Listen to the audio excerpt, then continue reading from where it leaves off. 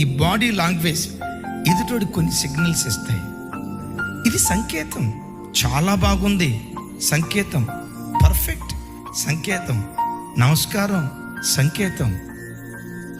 మోకాళ్ళు ఉండటం నీ బాడీ లాంగ్వేజ్ ద్వారా, దేవా నీకు డీప్ రెవరెన్స్, ఒక లోతైన గౌరవాన్ని నీకు ఇస్తున్నాను అని మోకాళ్ళు నీ దేవుని సన్నిధిలో ప్రార్థించు. దైవజనమా, దేవునికి ఒక మనిషి భక్తితో కూడుకున్న గౌరవాన్ని తెలియచేసే భంగిమ, ఆ విధానం, పద్ధతి ఏంటో తెలుసా? అందరూ నా వైపు చూడు. మోకాళ్ళుని ప్రార్థించటం, మోకాళ్ళుని స్తుతించటం, మోకాళ్ళుని దేవుని ఘనపరచటం, మోకాళ్ళుని దేవునిని ఆరాధించటం. ఇది డీప్ రెవరెన్స్. దేవునికి ఒక మనిషి ఇచ్చే అత్యధికమైనటువంటి గౌరవం. ఈ కడవరి దినాల్లో మోకాళ్ళుని ప్రార్థించే ప్రార్థన పరులు కాస్త తక్కువే. ప్రార్థన అని అంటంతో 18 సంవత్సరాలు పడుచమ్మాయి కూడా స్తోత్రం స్తోత్రం స్తోత్రం స్తోత్రం స్తోత్రం స్తోత్రం స్తోత్రం స్తోత్రం స్తోత్రం స్తోత్రం స్తోత్రం స్తోత్రం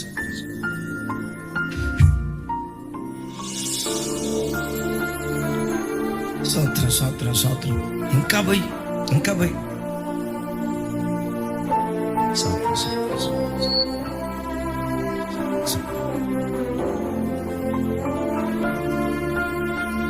నడుము నొప్పి ఉంది, తప్పేమీ కాదు.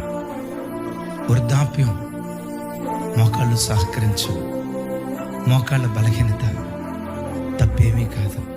అయితే పుట్టారా, నీకు వయసు ఉంటే, మోకాళ్ళు నొప్పి లేకపోతే, శరీరంలో ఏ బలహీనత లేకపోతే, మోకాళ్ళుని ప్రార్థించడం it's deep reverence to God. మీరు అనొచ్చు, మోకాళ్ళుని ప్రార్థన చేస్తేనే గౌరవం ఉన్నట్ట, ఏం పడుకొని ప్రార్థన చేస్తే గౌరవం ఉన్నట్టు కాదా? గౌరవం అనేది అనండి. ఈ కాల పిల్లలకి ఏం చెప్పినా అతివాదు, ఏం చెప్పినా మాకే అంతా తెలుసు అన్నట్లుగా, మేమేదో పెద్ద మేధావులు, గొప్ప నాగరికత లోకానికి తీసుకొస్తున్నాం అని తమను తాము ఎక్కువగా ఎంచుకొని ఆ దైవిక క్రమాన్ని ప్రక్కన పెట్టే తరం ఈ కాలపు తరం. నీ బాడీ లాంగ్వేజ్, ఎదుటివాడికి నువ్వెంత గౌరవం ఇస్తావో ఇట్టే తెలుస్తుంది. మోకాళ్ళుని ప్రార్థించటం it's deep reverence to God.